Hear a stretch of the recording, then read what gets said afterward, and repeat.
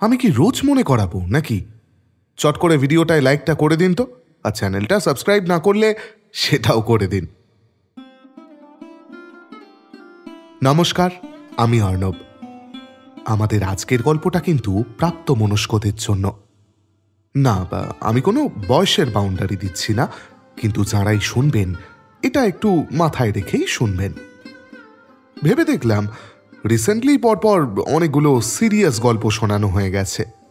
বিবাহবার্ষিকী, কাশীনাথ, দুই বোন, গায়ে হলুদ, প্রত্যাখ্যান, সবকটি গল্পই হয় কমপ্লিকেটেড আর নয়তো মন ভার করে দেওয়া। তাই আজ একটু ফুরফুরে মেজাজের হালকা চালের গল্প। আসুন তবে শোনাই আপনাদের সেই কাহিনী।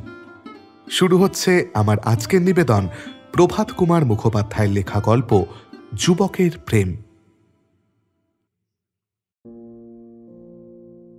বিবাহের পর 3টি বৎসরও ঘুরিল না মহেন্দ্র বিপত্নিক হইল। মাত্র 2 বৎসর 9 মাস পূর্বে তাহার বিবাহ হইয়াছিল। মেয়েটির নাম ছিল চঞ্চলা। হিন্দুর মেয়ে চঞ্চলা নাম রাখা ভালো হয় নাই, কারণ বধূ হইয়া তাহাকে প্রতিকূলে ধ্রুবতারার মতো স্থির থাকিতে হইবে। ছেলেবেলায় সে বড় দুষ্ট ছিল বলিয়াই মা বাপ তাহার চঞ্চলা নাম রাখিয়াছিলেন। তখন তাহারা কি জানিতেন যে তাহার জীবন কুসুমটি ভালো করিয়া ফুটিতে না ফুটিতেই চঞ্চলা চপলার মতো সে আকাশের গায়ে লুকাইবে। মহেন্দ্র তাহার জেলায় অবস্থিত মিশনারি কলেজ হইতে 2 বার বিএ পরীক্ষা দিয়া অকৃতকার্য হইয়া পড়া ছাড়িয়া দিয়াছিল। পড়াশোনায় মন তাহার কোনো কালেই ছিল না। তাহার মন ছিল খেলায়। না, তাসপাশা নয়, ক্রিকেট, ফুটবল, কুস্তি, জিমন্যাস্টিক, এই সবে। কলেজের ফুটবল টিমের সেই ছিল ক্যাপ্টেন, জিমন্যাস্টিকের আখড়ায় সেই ছিল মাস্টার। দেহে তাহার বিলক্ষণ বলও জন্মিয়াছিল। পাশ করিতে না পারিলেও আর একটা জিনিস সে বেশ আয়ত্ত করিয়া লইয়াছিল, ইংরাজি ভাষা এবং ইংরাজ আদব কায়দা। মিশনারি সাহেবগণের সহিত সর্বদা মিশিবার ইহাই ফল আর কি। খেলায় তাহার নিপুণতা ও দেহবলের জন্য সাহেবরা তাহাকে খুব পছন্দ করিতেন। মহেন্দ্র বাড়ির জ্যেষ্ঠ পুত্র। পিতার মৃত্যুর পর সেই বাড়ির কর্তা হইয়াছিল। সংসারটি নিতান্ত ছোট ছিল না। সামান্য কিছু জমিজিরাত ছিল, তাহাতেই কষ্টে সৃষ্টে সংসার চলিত। সকলেই আশা করিয়াছিল মহেন্দ্র মানুষ হইয়া উপার্জন করিতে শিখিলে সংসারের কষ্ট ঘুচিবে। কিন্তু লেখাপড়া শিখিয়াও মহেন্দ্র মানুষ হইবার কোনো লক্ষণই দেখাইল না। তখন পাড়ার প্রবীণাগণ তাহার মাকে পরামর্শ দিতে লাগিলেন, ছেলের বিয়ে দাও, তাহলেই ছেলের সংসারের দিকে টান হবে, টাকা রোজগারের চেষ্টাও তো করবে। তাই 21 বৎসর বয়সে মা তাহার বিবাহ দিয়া বধূ ঘরে আনিয়াছিলেন। চঞ্চলার বয়স তখন 11। বৎসরখানেক হইল চঞ্চলা ঘর বসত করিতে আসিয়াছিল। প্রবীণাগণের ভবিষ্যৎবাণী ব্যর্থ করিয়া মহেন্দ্র কিন্তু ঘরেই বসিয়া রহিল, উপার্জনের কোনো চেষ্টা দেখিল না। শেষের 1 বৎসর সে তো বউ লইয়াই মাতিয়াছিল।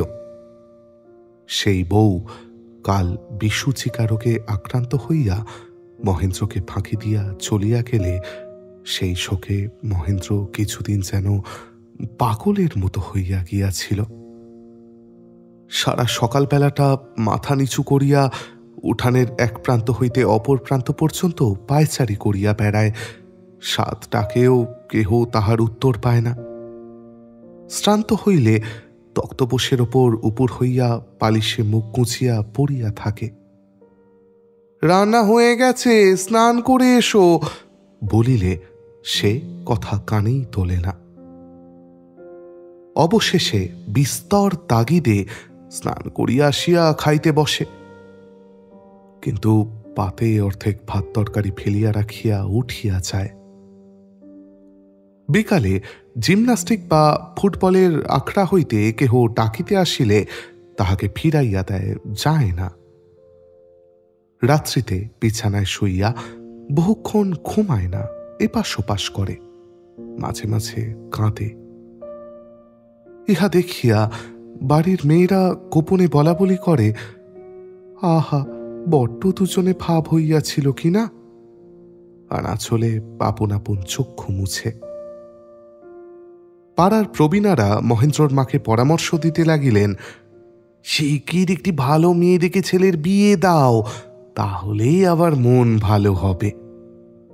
মা বলিতে লাগিলেন, না দিদি, এখন আমি ওকে ও কথা বলতে পারবো না, বড্ড শোক পেয়েছে, আর কিছুদিন যাক, এই একটু সামলেই উঠুক আগে। 6 মাস কাটিয়াছে। এখন মহেন্দ্র অনেকটা সামলাইয়া উঠিয়াছে। আহারে আবার রুচি জন্মিয়াছে। কেহ হাসির কথা বলিলে এখন সে পূর্বের মতোই হাসিয়া উঠে। পার্শ্ববর্তী গ্রামের সঙ্গে ফুটবল ম্যাচ খেলিতে যায়, পূর্বের মতো সবই করে, কিন্তু কিছুতেই জীবনে সেই স্বাদটুকু আর পায় না। অবসর বুঝিয়া একদিন মা তাহার নিকট পুনরায় বিবাহের প্রস্তাব করিলেন। মহেন্দ্র মাথা নাড়িয়া বলিল, না মা, ও আর আমি করছি নে। মা বলিলেন, পাগল ছেলে, এখন তোর বয়স কি? তোর বয়সে কত ছেলের প্রথম বিয়েই যে হয় না, তো দ্বিগুণ বয়সের কত লোক পরিবার মরবার পর 2 মাস যেতে না যেতেই আবার বিয়ে করছে, আর তুই করবি নে?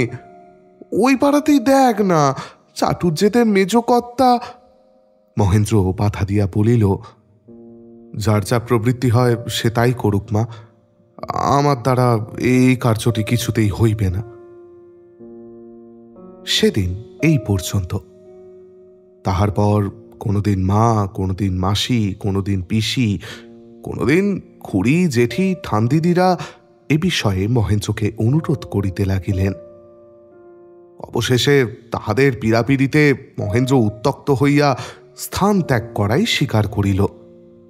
একদিন মাকে বলিল, মা, আমি ভেবে দেখলাম এরকমভাবে ঘরে বসে থাকাটা ঠিক নয়। একটা কাজকর্মের উপায় না হলে সংসারই বা চলবে কি করে? তাই মনে করছি তুমি যদি মত করো আর কি, তবে কলকাতায় গিয়ে একটা চাকরি বাকরির চেষ্টা করি। এতদিনে ছেলে সুবুদ্ধি হইয়াছে জানিয়া মাতা পুলকিত হইয়া উঠিলেন, বলিলেন, তাই তো করা উচিত বাবা, লেখাপড়া শিখেছ, একটা চেষ্টা করলে অবশ্যই ভালো কর্ম জোটাতে পারবে। তা যাও না কলকাতা, তাতে আমার কোনো অমত নেই। মনে ভাবিলেন, কাজকর্ম করিতে করিতেই ছেলের মন ভালো হইবে, আবার বিবাহ করিতে রাজি হইবে, সংসার বজায় থাকিবে।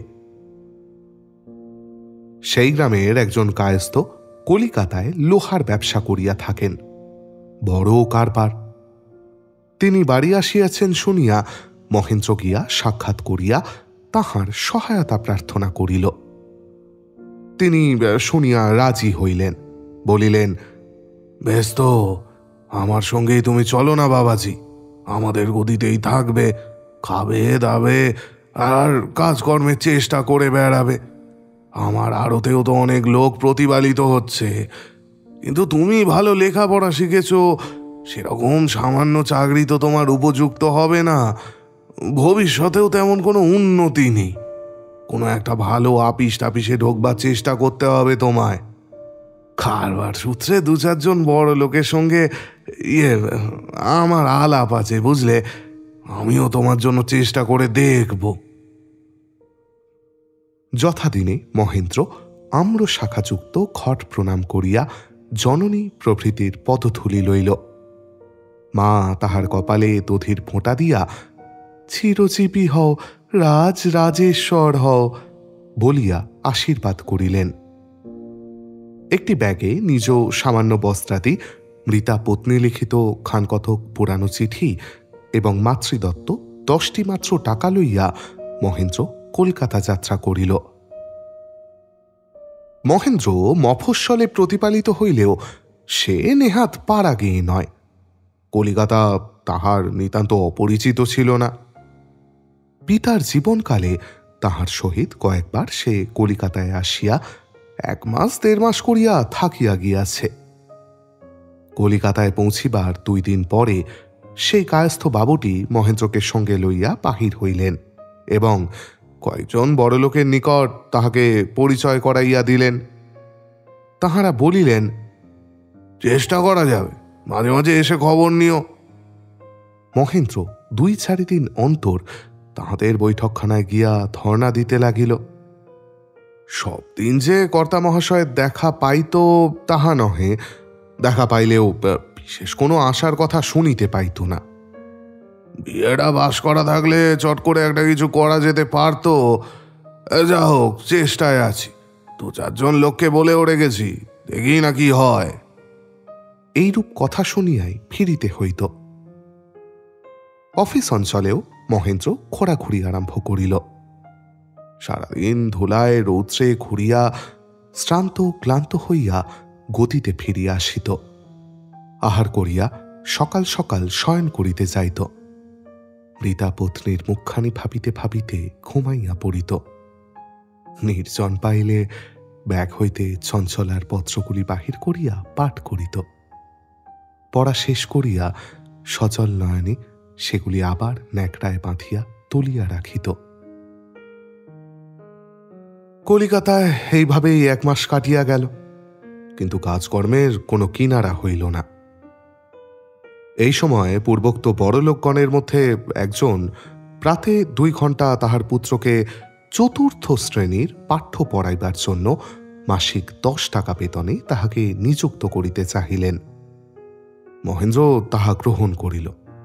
তবু পকেট খরচটা তো চলিবে। যখন 2 মাস কাটিয়া গেল, তখন মহেন্দ্র প্রায় হতাশ হইয়া পড়িল। এরূপভাবে বসিয়া বসিয়া সরকার মহাশয়ের অন্ন ধ্বংস করিতে তাহার মনে লজ্জাও হইতে লাগিল।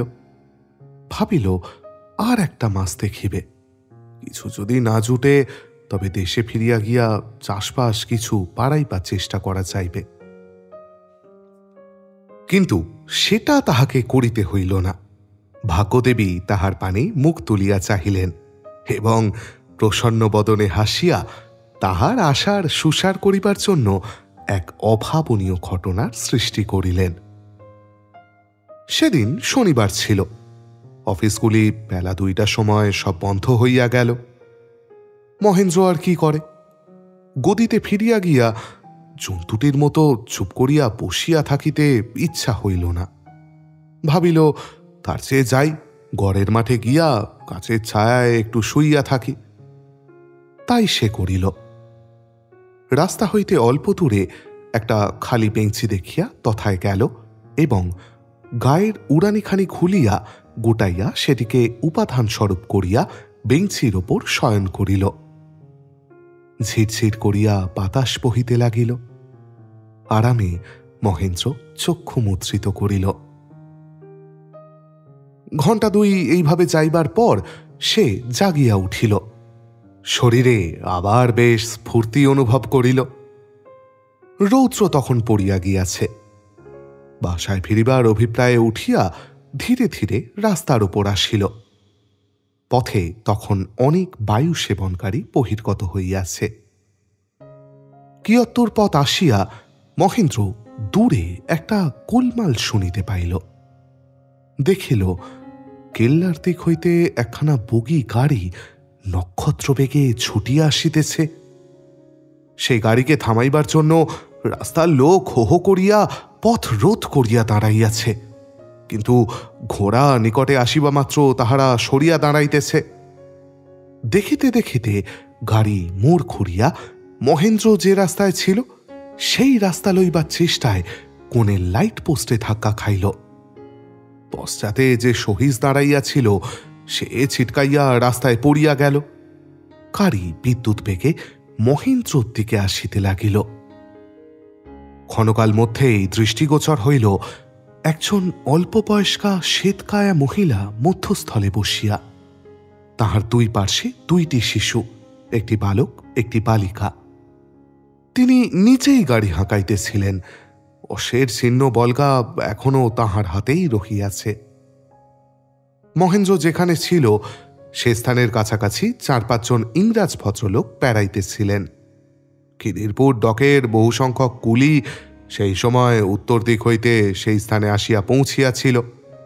সাহেবরা লম্ফ দিয়া সেই সব কুলির মধ্যে পড়িয়া ছড়ি উচাইয়া ধমক দিয়া তাহাদিগকে আনিয়া পথের প্রস্থভাগ জুড়িয়া তাহাদিগকে দাঁড় করাইয়া দিলেন এবং নিজেরা বিপদের স্থান মধ্যভাগ জুড়িয়া রহিলেন। তাহারা চিৎকার করিতে করিতে ছড়িয়া স্ফালন করিতে লাগিলেন। কুলিরাও হল্লা করিতে লাগিল। মহেন্দ্র স্বেচ্ছায় এই কুলিদের সঙ্গেই স্থান গ্রহণ করিয়াছিল। অশ্ব কাছাকাছি আসিয়া পথ এরূপভাবে অবরুদ্ধ দেখিয়া সহসা ফিরিয়া ময়দানের দিকে মুখ করিল এবং নিমেষের মধ্যে খানা পার হইয়া ময়দানে প্রবেশ করিয়া ছুটিতে লাগিল। মহেন্দ্র তৎক্ষণাৎ নিচ গলা হইতে চাদরখানা নামাইয়া তাহার উভয় প্রান্ত একত্রে গাঁট বাঁধিয়া গাড়ির পশ্চাৎধাবন করিল।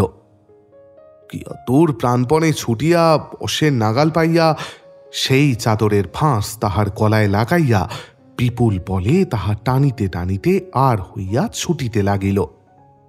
কিয়দূর পশ্চাতে পূর্বোক্ত সাহেবরাও ছুটিয়া আসিতেছিলেন। মহেন্দ্রর এই সাহস ও কৌশল দেখিয়া Bravo young man, hold on বলিয়া তাহারা চিৎকার করিতে লাগিলেন। অশ্বের গতিবেগ প্রতি মুহূর্তে হ্রাস হইয়া আসিতেছিল। ক্রমে সাহেবরাও আসিয়া পৌঁছিলেন এবং সেই চাদর 2-3 জনে মুষ্টিবদ্ধ করিয়া টানিতে টানিতে ছুটিতে লাগিলেন। আর কিয়ত্তর গিয়াই অশ্ব পরাজয় স্বীকার করিল। সে দাঁড়াইল। 2 জন সাহেব তখন মেম সাহেব ও শিশুদ্বয়কে বগি হইতে নামাইলেন।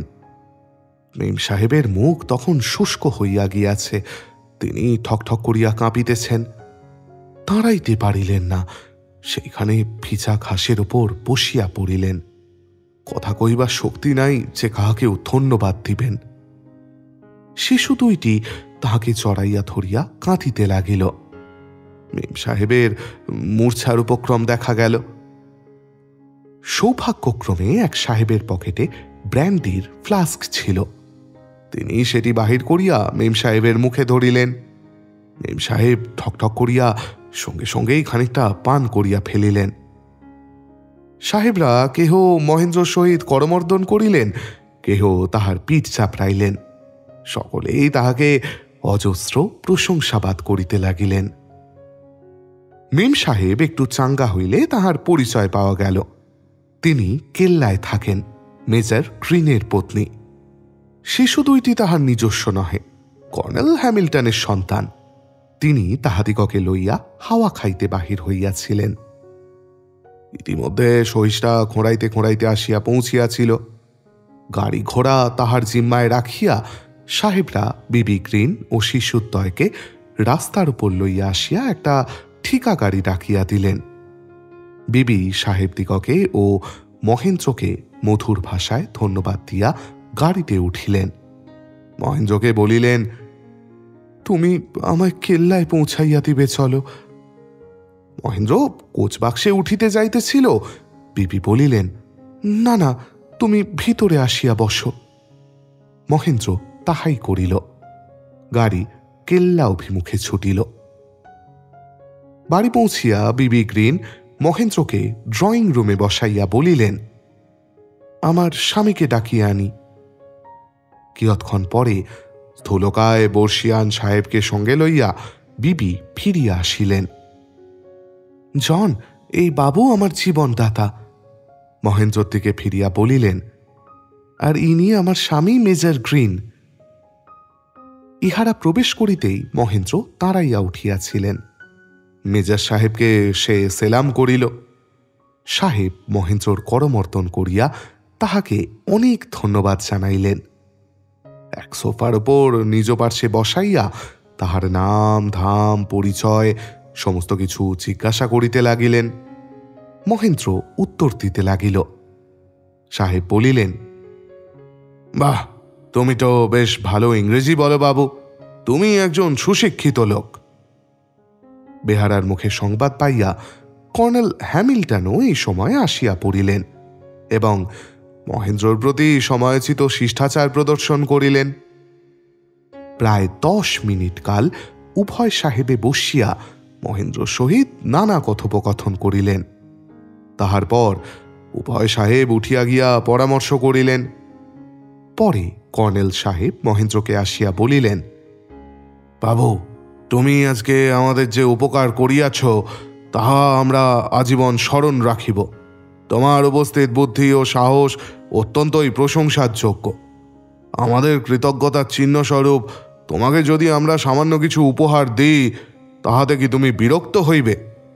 বলিয়া তিনি পকেট হইতে একখানি 100 টাকার নোট বাহির করিয়া টেবিলের ওপর রাখিলেন। মহেন্দ্র নোটটির প্রতি একবার চাহিয়া দেখিয়া সলজ্জ হাসি হাসিয়া বলিল, আমি কোনো উপহার বা পুরস্কারের আশায় তো এ কার্য করি নাই। প্রত্যেক ভদ্রলোকের যাহা কর্তব্য আমি তাহাই করিয়াছি। টাকা না লইবার অপরাধ আপনারা গ্রহণ না করেন, ইহাই আমার প্রার্থনা। সাহেব দুজন আবার কি বলা বলি করিলেন। তাহার পর মেজাজ সাহেব বলিলেন, তুমি চাকরির সন্ধানে কলিকাতায় আসিয়াছ বলিলে, কোনো স্থানে কোনো আশা পাইয়াছ কি? না সাহেব, এ পর্যন্ত পাই নাই। আমাদের অফিসেই একটা চাকরি খালি আছে, বেতন 100 টাকা। সেটি পাইলে তুমি খুশি হও? হ্যাঁ সাহেব, সেটি পাইলে আমি নিজেকে সৌভাগ্যবান মনে করিব। বেশ বেশ বেশ, কাল তুমি এখানি দরখাস্ত লিখিয়া আনিও এবং বেলা 1টার সময় আমার সহিত আসিয়া সাক্ষাৎ করিও। নিশ্চয়ই আসিব, আমার ধন্যবাদ গ্রহণ করুন। কিছুই না, কিছুই না। তবে ওই কথাই ঠিক রহিল, আমরা এখন ক্লাবে চলিলাম। এলসি, বাবুকে একটু চা খাওয়াইবে না? বিবি এলসি বলিলেন, চা আনিতে হুকুম দিয়াছি, তোমরা চা খাইবে না? মেজর সাহেব বলিলেন, না প্রিয়তমে, আজ বিলম্ব হইয়া গিয়াছে, আমরা ক্লাবে গিয়াই চা হয় পান করিব। বলিয়া তিনি কর্নেল সাহেবের সঙ্গে বাহির হইয়া গেলেন। যাহা হয় কথাটির অর্থ বুঝিয়া বিবি গ্রিন আপন মনে একটু হাসিলেন। চায়ের অপেক্ষায় মহেন্দ্রকে নিকটে বসাইয়া তাহার সহিত গল্প করিতে লাগিলেন। পরদিন দরখাস্ত লইয়া কেল্লার আফিসে গিয়া মেজর সাহেবের সঙ্গে মহেন্দ্র সাক্ষাৎ করিল। মেজর সাহেব যথাস্থানে লইয়া গিয়া সঙ্গে সঙ্গে দরখাস্ত মঞ্জুর করাইয়া নিয়োগপত্র সহি করাইয়া দিলেন। আগামী কল্য হইতেই তাহাকে কার্য করিতে হইবে। বাসায় ফিরিবার পথে একটা পোস্ট অফিসে দাঁড়াইয়া মহেন্দ্র পোস্টকার্ডে জননীকে এই শুভ সংবাদ জ্ঞাপন করিল। মহেন্দ্রর আশ্রয়দাতা আড়তদার সেই কায়স্থ বাবুটি এই সংবাদে অত্যন্ত আহ্লাদিত হইলেন। মহেন্দ্র সংকুচিতভাবে তাহাকে বলিল, গোটা কয়েক টাকা পেলে, মানে ওই অফিস যাওয়ার জন্য কিছু কাপড় জামা তৈরি করাতাম, মাইনে পেলেই শোধ করে দেব। কায়স্থ বাবুটি তৎক্ষণাৎ তাহাকে আবশ্যক মতো টাকা বাহির করিয়া দিলেন। পরদিন অফিস হইতে ফিরিবার পথে ধর্মতলায় একটা ভালো দর্জির দোকানে মহেন্দ্র 2খানা ইংরাজি স্যুট ফরমাস দিয়া আসিল। যেদিন চাকরি হইল সেদিন রাত্রে বাসায় শয়ন করিয়া স্ত্রীর চিঠির বান্ডিল বুকে করিয়া মহেন্দ্র অনেক অশ্রুবর্ষণ করিল। প্রথম মাসের বেতন পাইয়া মহেন্দ্র সেই ছেলে পড়ানো চাকরিটি ছাড়িয়া দিল। কায়স্থবাবুর ঋণ পরিশোধ করিল। একটি মেসের বাসা স্থির করিয়া সেখানে উঠিয়া গেল। আরো কিছু কাপড় চোপড় ফরমাস দিল এবং মাকে 10টি টাকা মানি অর্ডার করিল। মহেন্দ্রর চালচলন, ইংরাজি কথ্য ভাষা জ্ঞান এবং কর্মপটুতায় সাহেবরা তাহার উপর বেশ সন্তুষ্ট হইলেন। একদিন মেজর সাহেব বিকালে তাহাকে সঙ্গে করিয়া চা পানার্থে নিজ ভবনে লইয়া গেলেন। বিবি গ্রিন সেদিনও তাহাকে সমাদরে ও মিষ্ট বাক্যে অভ্যর্থনা করিলেন। চা পানান্তে মেজর সাহেব বারান্দায় চেয়ার বাহির করাইয়া মহেন্দ্রকে লইয়া বসিলেন। বিবি গ্রিন বেড়াতে যাইবার সাজসজ্জা করিবার জন্য ভিতরে চলিয়া গেলেন। মেজাজ সাহেব বলিলেন, মহেন, অফিস হইতে বাড়ি গিয়া তুমি কি করো? অফিসে এখন সাহেবরা মহেন্দ্রর নামটিকে সংক্ষিপ্ত করিয়া তাহাকে মোহেন বলিয়া ডাকিয়া থাকেন। মহেন্দ্র উত্তর দিল, চা পান করিয়া বাসাতেই থাকি, ওই কিছু পড়ি কোনোদিন থিয়েটার কিংবা বায়োস্কোপে যাই। বেড়াইতে যাও না? এখান হইতে বাসায় ফিরিবার পথেই আমার বেড়ানো হইয়া যায়। দেখো, আমি উর্দু পাশ করিয়াছি, কিন্তু বাংলা এখনো পাশ করি নাই। বাংলা পাশ করা আমার পক্ষে আবশ্যক। আমার একজন শিক্ষক প্রয়োজন। তাকে আমি মাসে 20 টাকা করিয়া মাহিনা দিব। না, অধিক দিতে পারিব না। তুমি আমাকে পড়াইবে। অফিসের পর 1 ঘন্টা, এই ধরো 5টা থেকে 6টা। মহেন্দ্র বলিল, বেতনের জন্য কিছুমাত্র আসে যায় না। আপনার অনুগ্রহেই আমি এই চাকরিটা পাইয়াছি। অতি আহ্লাদের সহিত আমি আপনাকে বাংলা শেখাইতে প্রস্তুত আছি। সাহেব বলিল, বেশ কথা। কতদিনে আমি বাংলা শিখিতে পারিব? আপনি কি পরিমাণে শিখিতে চান সেটা না বললে তো বলা শক্ত। ওই পরীক্ষা পাশ করার মতো আর কি। বেশি শিখিয়া কি করিব? আমি অন্যান্য মিলিটারি অফিসারগণদের মুখে শুনিয়াছি, বাংলা পাস করিতে 6 মাস যথেষ্ট। কাল হইতেই আরম্ভ করিয়া দেওয়া যাক, কি বলো? বেশ তো, কাল আমি অফিসের পরেই আসব। এখানি বর্ণপরিচয় বহি আপনার জন্য আনিব কি? হ্যাঁ, সে আনিও। বলিয়া পাতলুনের পকেট হইতে সাহেব 1টি টাকা বাহির করিয়া মহেন্দ্রর সম্মুখে ধরিলেন। মহেন্দ্র বলিলেন, না, টাকা রাখুন। ওই বহির দাম 5 পয়সা মাত্র। আমি নিজেই কিনিয়ে আনিব। সাহেব টাকাটি পকেটে ফেলিয়া একটি 2 আনি বাহির করিয়া মহেন্দ্রর হাতে দিলেন। এই সময় মিম সাহেব বাহির হইয়া আসিলেন। সহিস টমটমখানি আনিয়া হাজির করিল। মহেন্দ্রর সহিত করমর্দন করিয়া সাহেব সস্ত্রীক টমটমে গিয়া উঠিলেন। মহেন্দ্র ইহাদের সঙ্গে নামিয়া আসিয়াছিল। ঘোড়ার প্রতি চাহিয়া বলিল, এটা তো আপনার ঘোড়া নয় সাহেব। সাহেব বলিলেন, না, সের আগে বিক্রয় করিয়া ফেলিয়াছি। এটা নতুন কিনিয়াছি। বেশ ঠান্ডা। বলিয়া হস্ত সংকেতে বিদায় জ্ঞাপন করিয়া তিনি টমটম হাঁকাইয়া দিলেন। পরদিন অফিসের পর মহেন্দ্র সোজা মেজর সাহেবের কুঠিতে আসিয়া উপস্থিত হইল। বারান্দায় বিবি গ্রিন দাঁড়াইয়াছিলেন।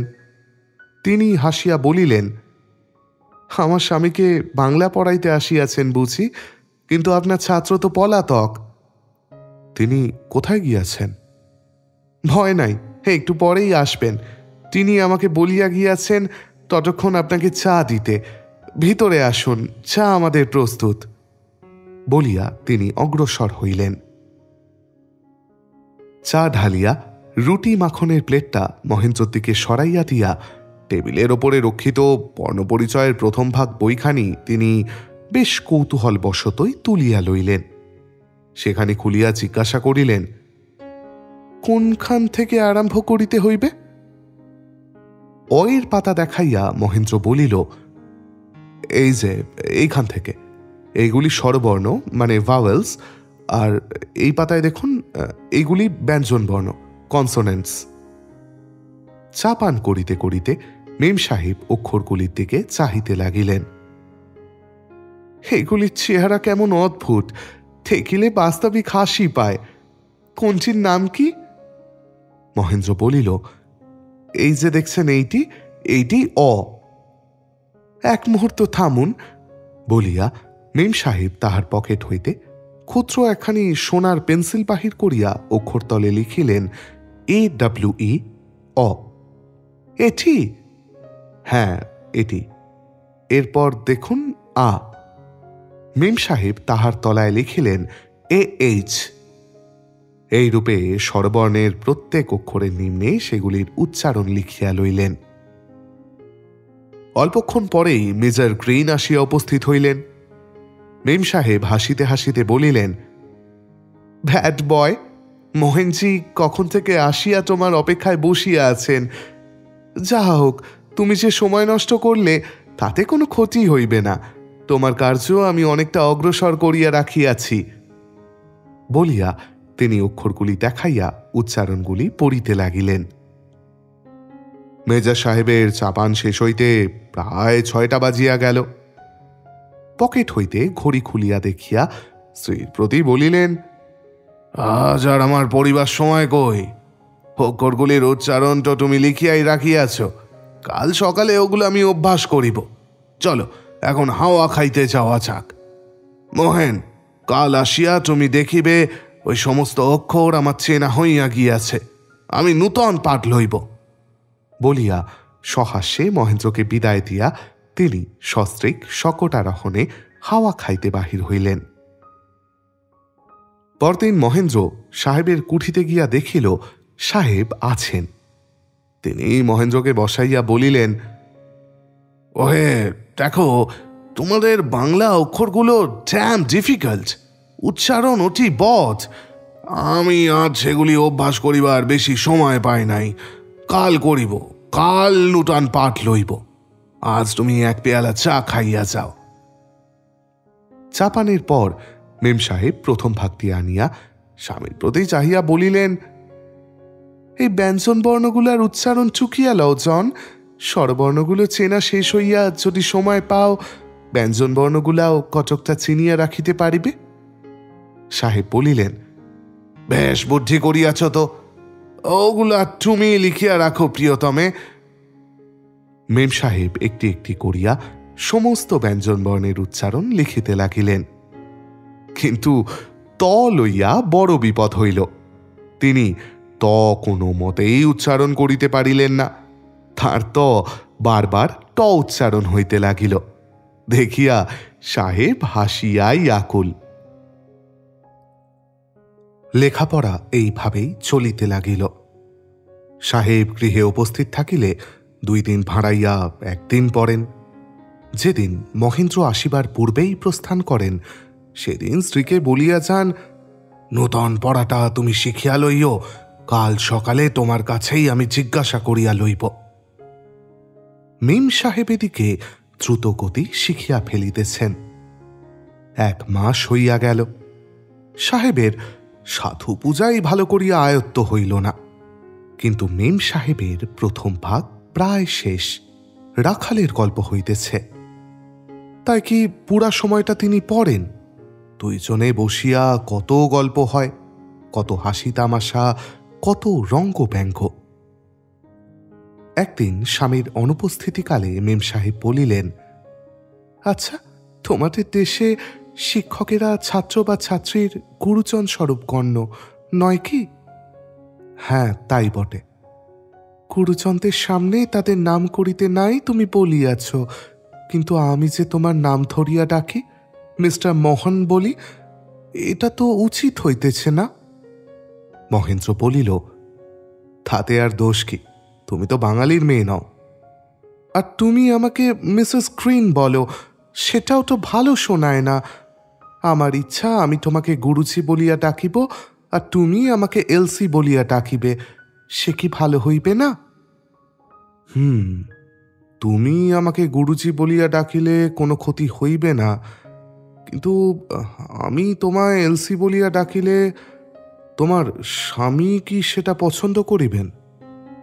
বলিয়া মহেন্দ্র একটু হাসিল। মেম সাহেব একটু চিন্তা করিয়া বলিলেন, হ্যাঁ, তা বটে। তিনি হয়তো মনে করিবেন তোমাতে আমাতে প্রেমে পড়িয়া গিয়াছি, রাগ করিতে পারেন বটে। তবে কাজ নাই, যেমন চলিতেছে তেমনই চলুক, পুরাকে চটাইয়া লাভ কি? বলিয়া তিনিও হাসিতে লাগিলেন। এইরূপে রং বেরঙের কথাবার্তা মাঝে মাঝে হইতে লাগিল, রঙ্গক্রমে চড়িতে লাগিল। তবে সাহেব উপস্থিত থাকিলে বাজে কথা একটিও হইত না। 2 মাস কাটিয়া গিয়াছে। সাহেবের প্রথম ভাগ এখনো শেষ হয় নাই, কিন্তু মেম সাহেব বোধোদয় ধরিয়াছেন। এমন সময় সরকারি কার্যে মেজর সাহেবকে করাচি যাইবার আদেশ হইল। 2 সপ্তাহকাল সেখানে তাহাকে থাকিতে হইবে।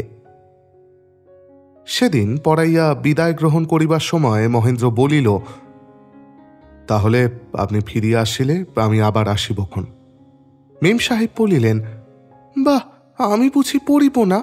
2 সপ্তাহ না পড়িলে আমি তো সব ভুলিয়া যাইব।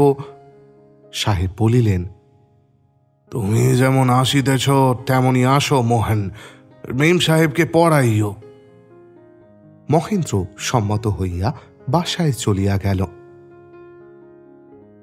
মেজর সাহেবের অনুপস্থিতি সত্ত্বেও মহেন্দ্র তাহার মেমকে প্রতিদিন 5টা বাজিলেই পড়াইতে যায়। পড়ানো শেষ হইতে প্রথম 2 দিন 6টা স্থানে 7টা বাজিয়াছিল, তৃতীয় দিন একেবারে 8টা বাজিয়া গেল।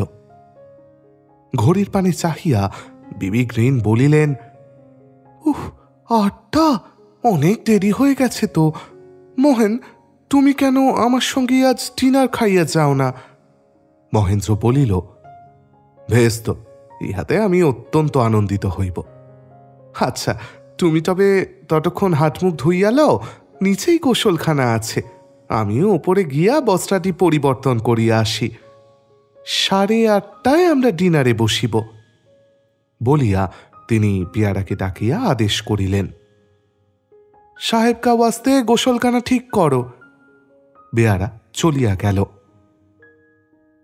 কয়েক মিনিট পর ফিরিয়া আসিয়া মহেন্দ্রকে সে নিম্নস্থলে একটা কামরায় লইয়া গেল। এটি শয়নকক্ষ, কিন্তু অব্যবহৃত বলিয়া মনে হইল। সেই কক্ষের সংলগ্ন গোসলখানায় একখানি নূতন সাবান, ধোয়া তোয়ালে আর জল রহিয়াছে। মহেন্দ্র শয়নকক্ষের দ্বাররুদ্ধ করিয়া গোসলখানায় প্রবেশ করিল। অর্ধঘণ্টা ধরিয়া পরিষ্কার হইয়া সিগারেট মুখে করিয়া ড্রয়িং রুমে প্রবেশ করিয়া মহেন্দ্র দেখিল এলসি তৎপূর্বেই আসিয়া বসিয়া আছে।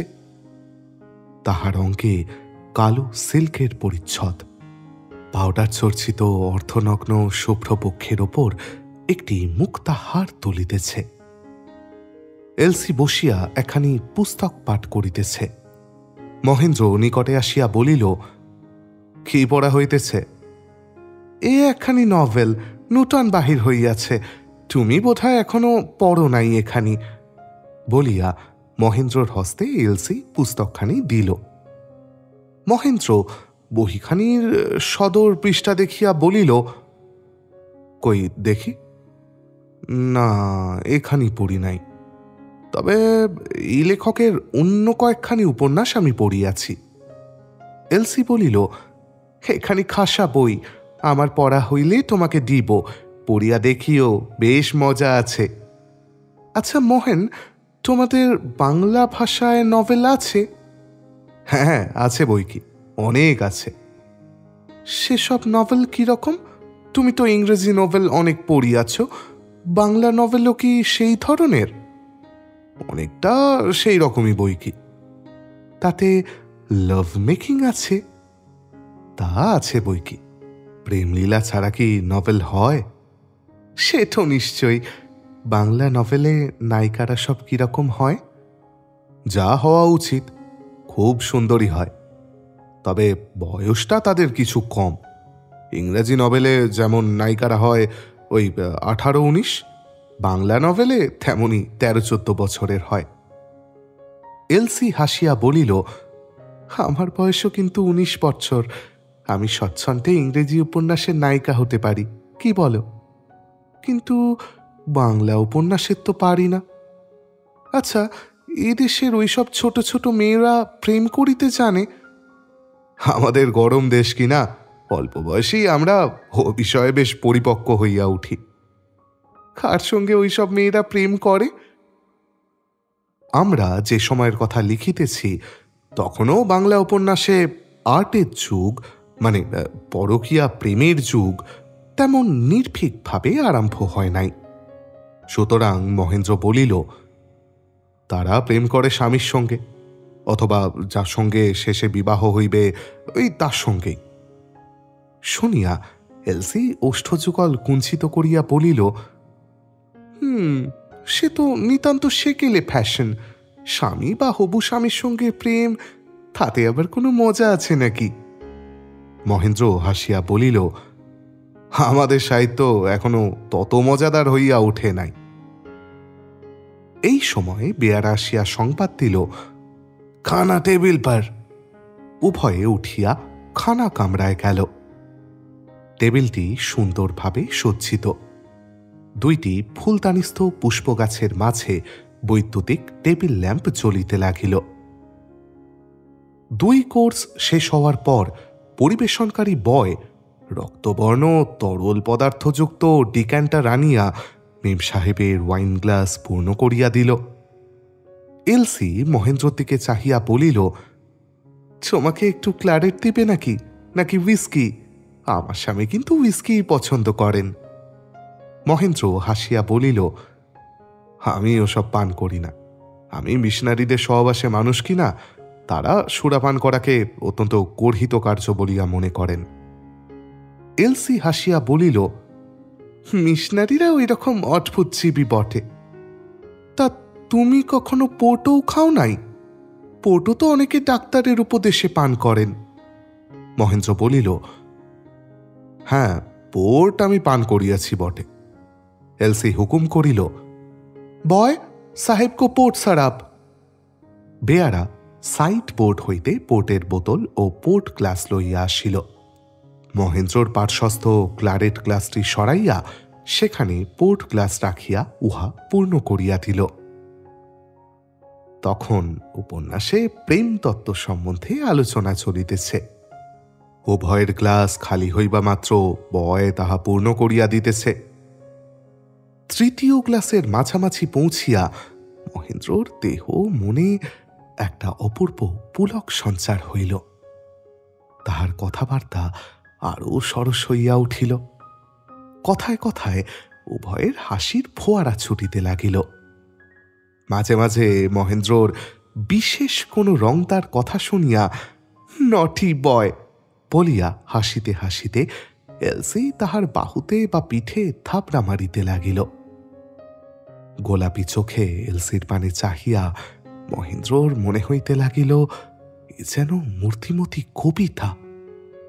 এমন সুন্দরী সুরসিকা রমণীরত্ন জগতেই যেন দুর্লভ। আহার শেষ হইলে উভয় ড্রয়িং রুমে গিয়া বসিল। সেদিন মহেন্দ্র যখন বাসায় ফিরিল, রাত্রে তখন প্রায় 1টা। পরদিন রবিবার ছিল। বেলা 7টার সময় ঘুম ভাঙিয়া মহেন্দ্র শয্যায় পড়িয়া গত রাত্রের ঘটনাগুলি স্মরণ করিতে লাগিল। সব কথা স্মরণ করিয়া নিজের প্রতি ধিক্কারে তাহার মন বিষাক্ত হইয়া উঠিল। মনে মনে বলিতে লাগিল, ছি ছি, আমি কি করিলাম? আমি যে প্রতিজ্ঞা করিয়াছিলাম আজীবন আমার মৃতা পত্নীর পবিত্র স্মৃতি বুকে করিয়া সেই ভালোবাসায় তন্ময় হইয়া থাকিব, তাহাকে ধ্যান করিয়াই জীবনের অবশিষ্ট দিনগুলি কাটাইয়া দিব। একনিষ্ঠ পত্নী প্রেমের দৃষ্টান্ত জগৎকে দেখাইব, সে প্রতিজ্ঞা আমার কোথায় রহিল? ছি ছি, আমি কি নীচ, কি দুর্বল, কি অপদার্থ! আমি তো মনুষ্য নামের অযোগ্য। আমার মৃত্যুই শ্রেয়। সারাদিন মহেন্দ্র বিষণ্ণ বদনে বাসায় বসিয়া কাটাইল। যাহা অদৃষ্টে ছিল তাহা তো হইয়াই গিয়াছে। এখন ভবিষ্যৎ সম্বন্ধে কি করা কর্তব্য তাহাই সে চিন্তা করিতেছিল। একবার বাক্স খুলিয়া স্ত্রীর চিঠির বান্ডিলটি বাহির করিল।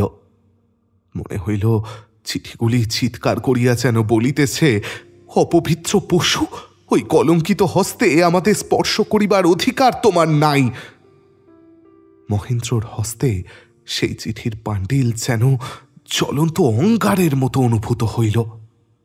সে উহা বাক্সে ফেলিয়া বাক্স বন্ধ করিল। রাত্রে শয্যায় শয়ন করিয়াও সে অনেকক্ষণ এই বিষয়ে চিন্তা করিল। অবশেষে স্থির করিল, জোর করিয়া শাসন করিয়া অবাধ্য মন মাতঙ্গকে ও পথ হইতে ফিরাইয়া আনিবে। প্রলোভনের পথে আর পদার্পণ করা উচিত নয়। মেজর সাহেব যতদিন না ফেরেন ততদিন আর তাহার বাড়িতে সে যাইবে না। তিনি ফিরিলেও আর চাইবে না। তাকে বাংলা পড়ানো পরিত্যাগ করাই সে স্থির সংকল্প করিল।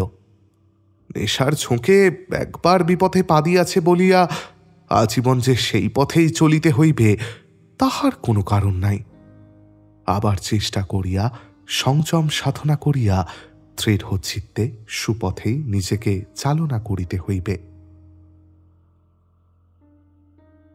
পরদিন সোমবার মহেন্দ্র তাহার অফিসে গেল। পূর্ব হইতেই সে স্থির করিয়া রাখিয়াছিল আজ 5টা বাজিলেই শটান সে বাসার পথ ধরিবে, সাহেবের কুঠির ধারের কাছেও চাইবে না। কিন্তু 3টার পর এ বিষয়ে তাহার মনে একটু দ্বিধা প্রবেশ করিল। এরূপভাবে না বলিয়া কহিয়া পলায়ন করা কি নিতান্ত অভদ্রতা হইবে না? তার সে যথাসময়ে গিয়া মেম সাহেবের সহিত সাক্ষাৎ করিয়া কোনো একটা ওজোর দেখাইয়া বিদায় লওয়াই ভালো। ভদ্রতাও রক্ষা হইবে, সকল দিকও বজায় থাকিবে। কারণ মহেন্দ্রর সংকল্প এমন স্থির, এলসির মোহজালে আর কিছুতেই সে নিজেকে জড়াইতে দিবে না। ক্রমে ভদ্রতা রক্ষার জন্য মহেন্দ্রর মন বড়ই ব্যাকুল হইয়া উঠিল। সে ঘন ঘন খড়ির পানে চাহিতে লাগিল। উফ, কতক্ষণে যে 5টা বাজে! অবশেষে 5টা বাজিল। মহেন্দ্র কলম ফেলিয়া কাগজপত্র গুছাইয়া দেরাজ বন্ধ করিয়া হ্যাট ও ছড়ি হস্তে অফিস হইতে বাহির হইয়া পড়িল। মেজর সাহেবের কুঠির নিকট হইয়া দেখিল এলসি বারান্দায় দাঁড়াইয়া পথের পানে চাহিয়া আছে।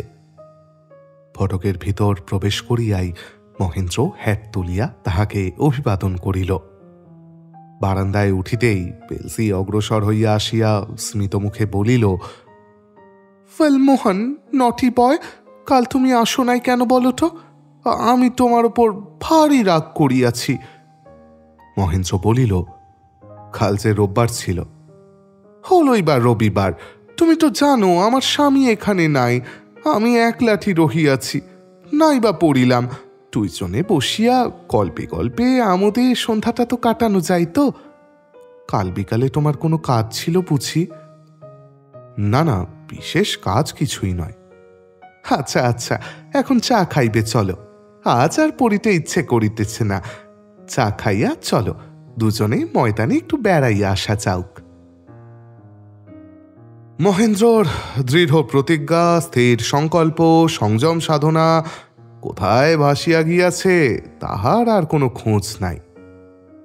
দিনের পর দিন পরস্পরের নেশায় দুইজনে মুশকুল হইয়া রহিল। সেদিন বিকালে মহেন্দ্র মেম সাহেবকে পড়াইতে গিয়া দেখিল সে ম্লান মুখে বসিয়া আছে। টেবিলের ওপর একটা হলদে খাম। এলসি বলিল, মোহেন, টেলিগ্রাম আসিয়াছে, কাল প্রাতে আমার স্বামী আসিয়া পৌঁছিবেন। বলিয়া টেলিগ্রামখানি মহেন্দ্রর দিকে ঠেলিয়া দিল। মহেন্দ্র সেখানা পড়িয়া বিষণ্ণ বদনে টেবিলের ওপর রাখিয়া দিল। এলসি বলিল, দেখো মোহন, এখন হইতে আমাদের কিন্তু খুব সাবধানে চলিতে হইবে। শুধু আমার স্বামী ফিরিয়া আসিতেছেন বলিয়া নয়, তোমায় আমায় লইয়া আমাদের সমাজেও একটু কানা ঘুষা চলিতেছে। কেহ কেহ বলিতেছে একজন নেটিভের সঙ্গে অত মেলামেশি কিসের জন্য? মহেন্দ্র বলিল, তবে কি এখন হইতে আমাদের পরস্পরের সম্বন্ধ ছিন্ন হইবে? এলসি, তাহা হইলে কেমন করি আমি বাঁচিব? তাহা হইলে কি আমি বাঁচিব? না প্রিয়তমে, তা কিছুতেই হবে না। তুমি পূর্বে যেমন আমার স্বামীকে রোজ পড়াইতে আসিতে, পড়াইয়া চলিয়া যাইতে, সেইরূপই করিবে। তবু চোখের দেখা তো হইবে, যাহাতে মাঝে মাঝে 2-1 ঘণ্টা করিয়া নির্জনে তোমাতে আমাতে মনের কথা আদান প্রদানের সুযোগ পাই। তাহার একটা ব্যবস্থা ভাবিয়া চিন্তিয়া ঠিক করিয়া লইতে হইবে। তুমি মুখ হাত ধইয়া লও, চা খাও, চলো ময়দানে গিয়া একটু বেড়ানো যাক। সন্ধ্যার পর কেল্লা হইতে বাহির হইয়া ময়দানের এক জনহীন স্থানে প্রেক্ষতলের অন্ধকারে বেঞ্চি দেখিতে পাইয়া দুইজনে সেইখানে বসিয়া ভবিষ্যৎ সম্বন্ধে নানা জল্পনা কল্পনা করিতে লাগিল। অবশেষে স্থির হইল পার্ক লেনে অথবা ওই অঞ্চলের কোনো উপযুক্ত বাড়িতে বেনামিতে একখানি ঘর ভাড়া লইতে হইবে। সুযোগ মতো সংকেত অনুসারে সেইখানেই মাঝে মাঝে উভয়ের দেখা সাক্ষাৎ এবং মনের কথা আদান প্রদান চলিবে। এলসি বলিল, তাহারা বোধহয় 2-4 মাসের ভাড়া অগ্রিম চাহিয়া বসিবে। কিছু আসবাবও আমাদের আবশ্যক হবে, সেই জন্য তোমাকে 1000 টাকা দিব। আজ রাত্রেই টাকাটা দিয়া রাখিব, নইলে আমার স্বামী আসিলে অসুবিধে হইতে পারে। এখন চলো ওঠা যাক, আমাদের ডিনারের প্রায় সময় হইয়া আসিল। মেজর গ্রিন পরদিন প্রাতে আসিয়া পৌঁছিলেন। বিকালে যথানিয়মে মহেন্দ্র তাহাকে পড়াইতে গেল। মেজর সাহেব পড়িলেন না। মহেন্দ্রকে চা খাওয়াইয়া হাসি খুশি গল্প গুজবে সময় কাটাইয়া তাহাকে বিদায় দিয়া সস্ত্রীক টমটমে হাওয়া খাইতে বাহির হইলেন। পরদিনও এরূপ হইল। এই 2 দিন এখান হইতে বিদায় হইয়া মহেন্দ্র পাকলেন অঞ্চলে উপযুক্ত বাড়িতে খালি ঘর খুঁজিয়া বেড়াইল, কিন্তু তখন রাত্রি, কোথাও কোনো সুবিধা করিতে পারিল না। সুতরাং সে স্থির করিল রবিবার এ পাড়ায় আসিয়া এ কার্যটি সম্পন্ন করিবার চেষ্টা করিবে। তৃতীয় দিনে অফিসে মেজর সাহেব মহেন্দ্রকে একান্ত ডাকিয়া কহিলেন, মহেন, আমার এখন অনেক কাজ পড়িয়াছে। এখন আমি আর বাংলা পড়িবার সময় পাইব না, আর তোমাকে কষ্ট করিয়া আমার কুঠিতে আসিবার প্রয়োজন নাই বলিয়া তিনি মহেন্দ্রর প্রাপ্য টাকা তাহাকে বুঝাইয়া দিলেন। মহেন্দ্র দেখিল মেজর সাহেবের মুখ গম্ভীর, বিরক্তির ছায়াও তাহাতে সুস্পষ্ট। মহেন্দ্র অফিসে নিজ স্থানে গিয়া বসিয়া বসিয়া ভাবিতে লাগিল। না পড়িবার কারণ সাহেব যাহা বলিলেন তাহাই কি সত্য, নাকি কাহারও নিকট কোনো কানা খুসা শুনিয়া তাহার মনে কোনো সন্দেহ প্রবেশ করিয়াছে?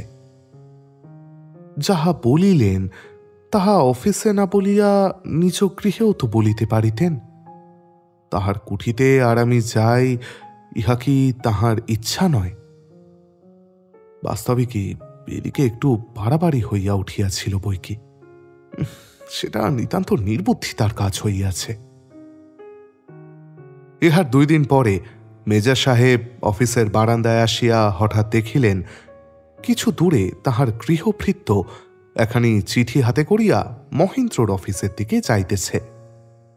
সাহেব পেয়ারাকে ডাকিলেন। সে ব্যক্তি চিঠিখানি বস্ত্রমধ্যে লুকাইয়া প্রভুর নিকট আসিয়া দাঁড়াইল। সাহেব তাহাকে নিচের খাস কামরায় ডাকিয়া লইয়া বলিলেন, কিসকা চিঠি দেখলাও?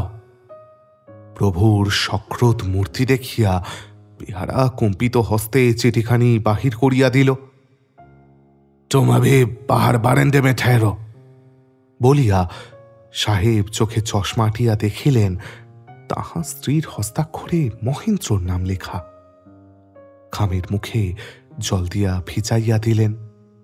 কিয়ৎক্ষণ পরে উহা সন্তর্পণে খুলিয়া চিঠি পাঠ করিলেন।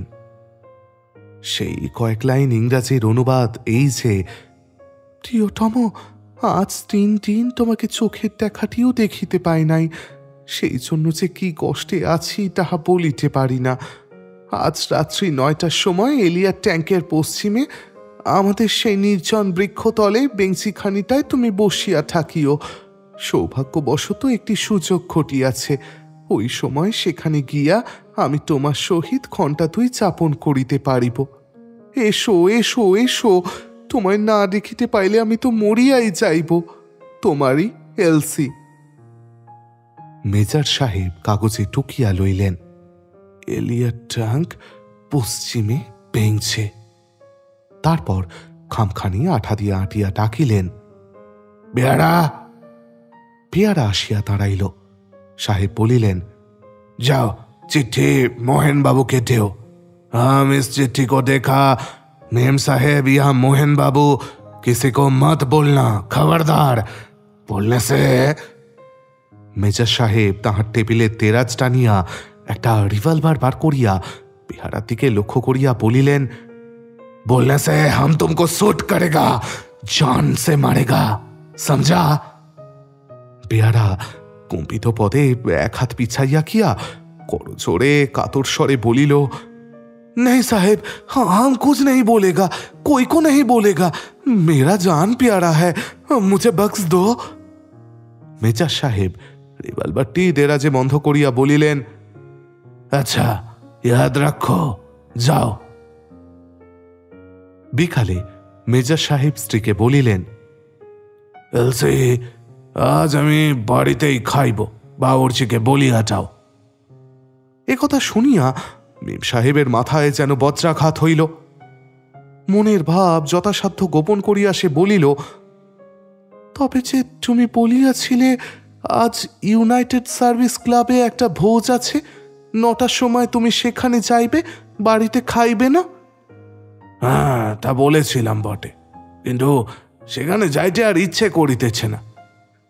আজ এম্পায়ারে একটা খুব ভালো ফিল্ম আছে, চলো ডিনারের পর দুজনে দেখিয়ে আসা যাক। এলসি ভিতর ভিতর অত্যন্ত অসন্তুষ্ট ও বিরক্ত হইয়া অগত্যা স্বামীর প্রস্তাবে সম্মত হইল। ডিনার শেষে রাত্রি 9টার সময় টমটম জোতাইয়া মেজর সাহেব স্ত্রীকে লইয়া বাহির হইলেন। বায়োস্কোপে পৌঁছিয়া টমটম বিদায় করিয়া দিলেন, ট্যাক্সিতে ফিরিবেন। 9:30টায় বায়োস্কোপ আরম্ভ হইল। 10টার পূর্বেই মেজর সাহেব বলিলেন, তুমি একটু থাকো প্রিয়তমে, আমি 10 মিনিটের মধ্যে ফিরিয়া আসিতেছি, বড় পিপাসা পাইয়াছে, বাইরে গিয়া একটা পেগ পান করিয়া আসি। এলসি কোনো কথা বলিল না। স্বামীর সঙ্গ তাহার বিষবৎ বোধ হইতেছিল। মেজর সাহেব চলিয়া গেলে সে বসিয়া বসিয়া ভাবিতে লাগিল, আচার মোহিনীর সঙ্গে সাক্ষাৎ করিবার কোনো উপায় নাই। সে বেচারি সংকেত স্থানে বসিয়া অবশেষে হতাশ হইয়া প্রস্থান করিবে। সাহেব রাস্তা পার হইয়া দ্রুতপদে ময়দানের ভিতর দিয়া চলিলেন। 10 মিনিট পরে উদ্দিষ্ট স্থানের নিকটবর্তী হইয়া পথ হইতেই দেখিতে পাইলেন, বৃক্ষতলের অন্ধকারে বেঞ্চের ওপর ফেল্ট হ্যাট মাথায় দিয়া কে একজন একাকী বসিয়া আছে। পথ হইতে নামিয়া ঘাসের ওপর দিয়া সন্তর্পণে তিনি সেই দিকেই অগ্রসর হইলেন। পার্শ্ববর্তী হইয়া বজ্রগম্ভীর স্বরে তিনি ডাকিলেন, মহেন। মহেন্দ্র চমকিয়া দাঁড়াইয়া উঠিয়া বলিল, কে? Major green? হ্যাঁ, আমি মেজর গ্রিন। তা তুমি এ সময় এখানে বসিয়া কি করিতেছ মহেন? আগে বায়ু সেবন করিতেছি। সাহেব গর্জিয়া উঠিলেন, রাস্কেল, বাস্টার্ড! বায়ু সেবন করিতেছ নাকি আমার স্ত্রীর প্রতীক্ষা করিতেছ? বিশ্বাসঘাতক, জ্যাম নিগার, শুয়ারকা বাচ্চা!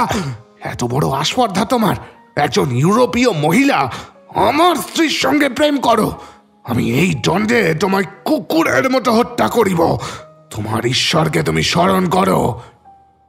বলিয়া সাহেব সাঁ করিয়া ভিতরের বুক পকেট হইতে রিভলভার বাহির করিলেন। তাহার উজ্জ্বল নলটি অদূরস্থ গ্যাসের আলোকে চকমক করিয়া উঠিল। কিন্তু রিভলভার ছড়িবার অবসর সাহেব পাইলেন না। মহেন্দ্র পালোয়ানগণের নিকট শেখা একটা ল্যাং মারিয়া সেই মুহূর্তেই সাহেবকে ধরাশায়ী করিয়া তীর বেগে ঘোর দৌড়ের মাঠের দিকে ছুটিল। মেজর সাহেব তাহার স্থূল দেহখানি যথাসাধ্য শীঘ্র উঠাইয়া আবার 2 পায়ে দাঁড়াইয়া পলায়মান মহেন্দ্রর দিকে রিভলভার লক্ষ্য করিলেন। আওয়াজ হইল গুরুম করিয়া। সৈনিক পুরুষের শিক্ষিত হস্ত মহেন্দ্রর মাথার ফেল্ট হ্যাট উড়িয়া গেল, কিন্তু মহেন্দ্র পড়িল না দেখিয়া সাহেব তাহার পশ্চাৎ ধাবন করিল। স্থূল দেহ লইয়া যথাসম্ভব দ্রুত দৌড়িতে লাগিলেন। সঙ্গে সঙ্গে দ্বিতীয় ও তৃতীয়বার তাহার রিভলভার গর্জন করিয়া উঠিল, গরুম গরুম করিয়া। কিন্তু মহেন্দ্র পড়িলও না, তাহাকে সাহেব আর দেখিতেও পাইলেন না। অগত্যা তিনি প্রতিনিবৃত্ত হইলেন।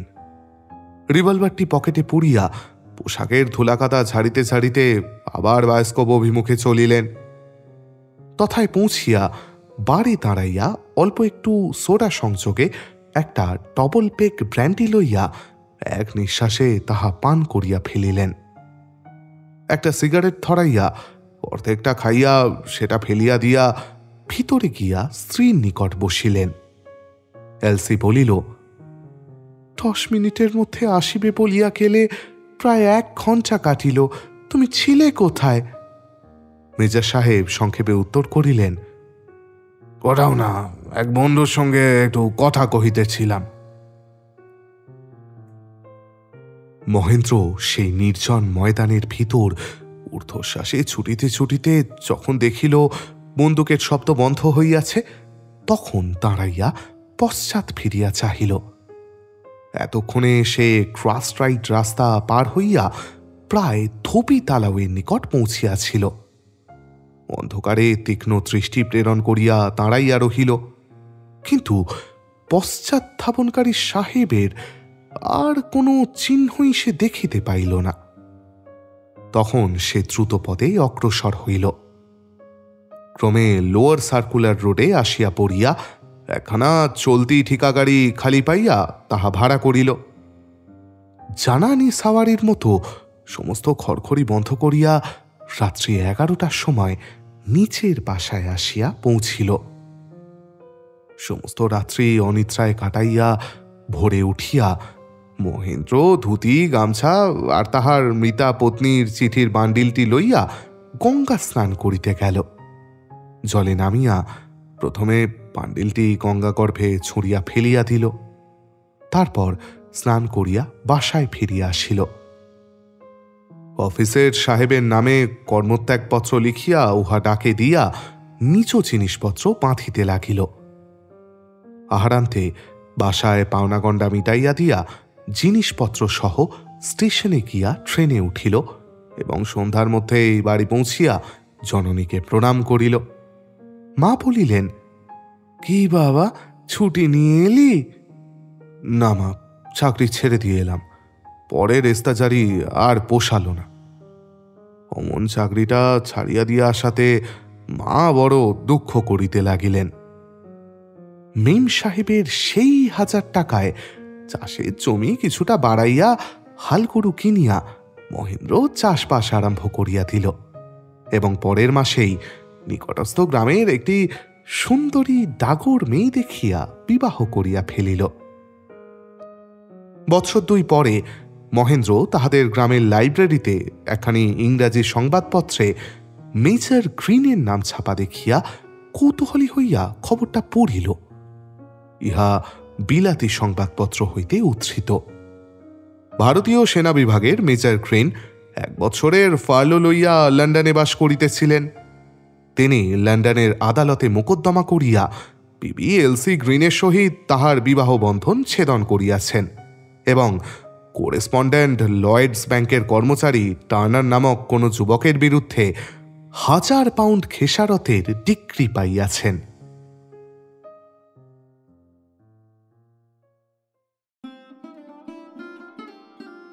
ব্যাস, আমাদের আজকের গল্প এখানেই শেষ। তাহলে এই গল্পটা থেকে আপনারা কি নীতিশিক্ষা পেলেন? নীতিশিক্ষা এই যে যত জোরেই ক্রাশ খান না কেন, পরের বর বা পরের বউয়ের দিকে একদম তাকাবেন না। এই পৃথিবীতে প্রচুর সিঙ্গেল মানুষ, তাদের মধ্যে কাউকে বেছে নিন। আর নইলে বাংলা সাহিত্যে প্রচুর ক্রাশ ম্যাটেরিয়াল আছে, তাদের নাম ত্রিসন্ধ্যা জপ করুন। আমি জানি মুভ অন করা ভারী শক্ত জিনিস, কিন্তু আমাদের পাঠকরা যদি কোনো বিবাহিত মানুষের প্রেমে পড়ে থাকেন, আপনাদের অর্ণবের আন্তরিক অনুরোধ সেখান থেকে বেরিয়ে আসুন। এ বড় কঠিন ফাঁদ। প্রেম খুব ভালো জিনিস, জানেন তো, শান্তির জিনিস। শুরুটাই না অশান্তি দিয়ে করবেন না। তাহলে ওই কথাই রইল, আপনারা বিবাহিত অপোজিট জেন্ডার, সেম জেন্ডার যার ওপরেই একটু ক্রাশ ক্রাশ লাগছে দেখবেন, তার থেকে টেনে দৌড় দিন। আর আমি যাই পরের দিনের গল্প খুঁজতে। ফিরে আসবো খুব শিগগিরই। ততদিন খুব ভালো থাকবেন, ভালো রাখবেন। শুভরাত্রি।